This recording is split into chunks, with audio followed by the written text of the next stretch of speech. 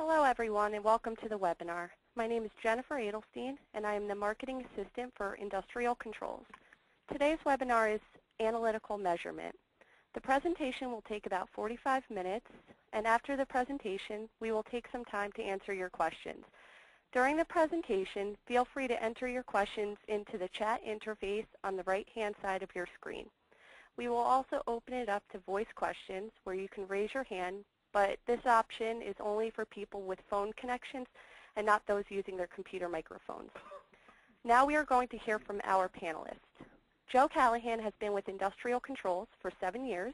He is currently the Regional Sales VP and responsible for Industrial Instrumentation Development. Prior to joining Industrial Controls, Joe has 30 years experience with process instrumentation, including sales, application engineering, and also field service engineering. Our second panelist is Tony Walker, and he's a territory manager working for Honeywell out of the Cincinnati office. Tony has practical experience in coal-fired and nuclear power plants, chemical plants, water and waste market customers, petrochemical applications, and industrial wastewater. At this time, I will pass the presentation to Joe. Good morning, everyone, and thank you for attending the Analytical Measurement Seminar. I want to give you a quick background on industrial controls and our relationship with Honeywell.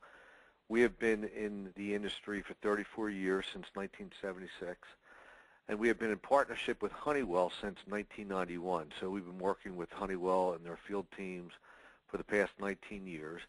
We're Honeywell's largest distributor, and we as a company have 17 regional offices. We represent Honeywell in 11 locations and cover 14 states. And we have 128 sales and support professionals throughout the organizations that are available to help you with questions and applications, quotations, setting up field sales meetings, etc. So I'm going to pass this over to Tony Walker, who's been with Honeywell, and he will be presenting the product. And again, as Jennifer said, if you have any questions during the session, type something in the chat button, and we'll give you some ample time at the end of the presentation. Thank you. Good morning. My name is Tony Walker, and like Joe said, I'm with Honeywell. The presentation today is on analytical instruments, and Jennifer was right. The presentation should last about 45 minutes. And we've already got one technical issue, Jennifer. I'm frozen. Hold on for just a second.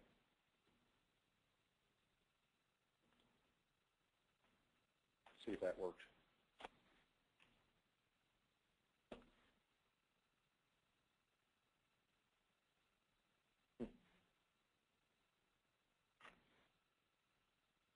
I cannot move my screen, Joe.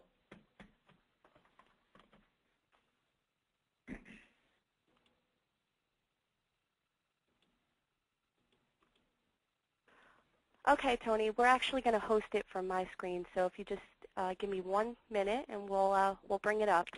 Thank you. For some reason, I'm not able to advance slides.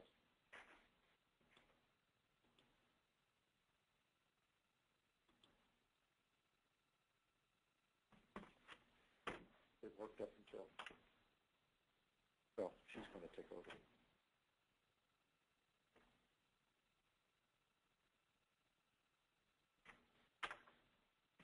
Everything's frozen.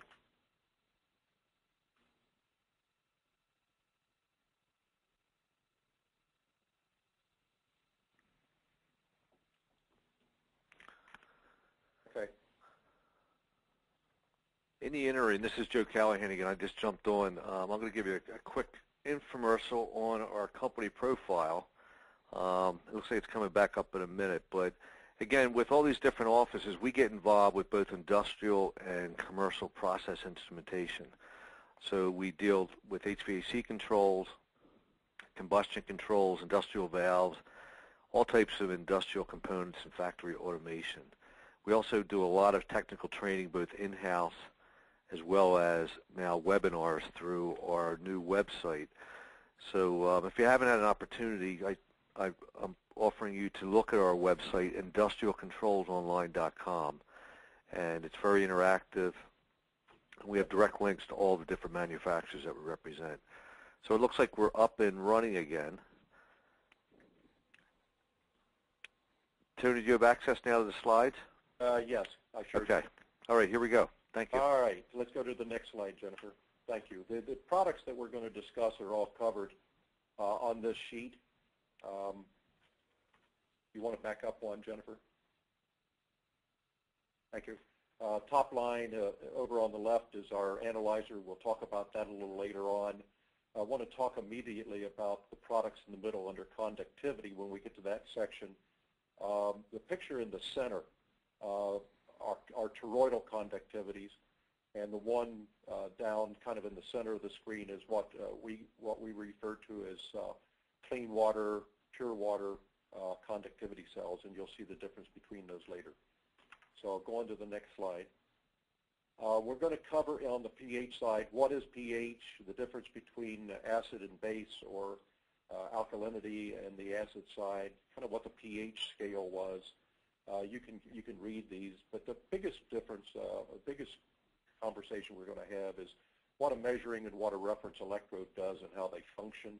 We're going to talk about calibration of pH, maintenance, and troubleshooting. Then under conductivity, we'll spend a shorter amount of time because it's basically an easier subject.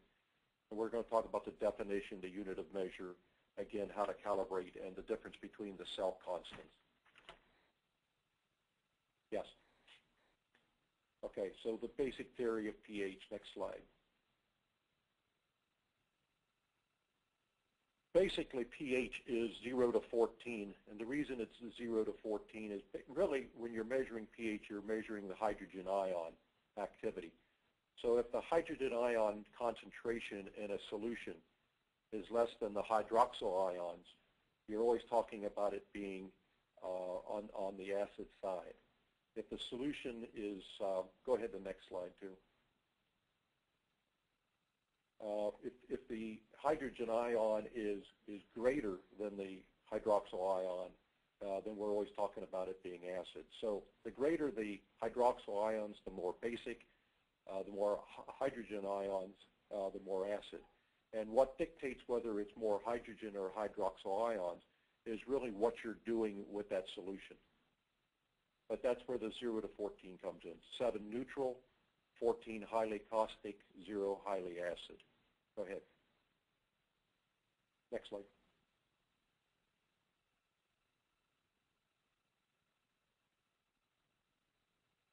Okay.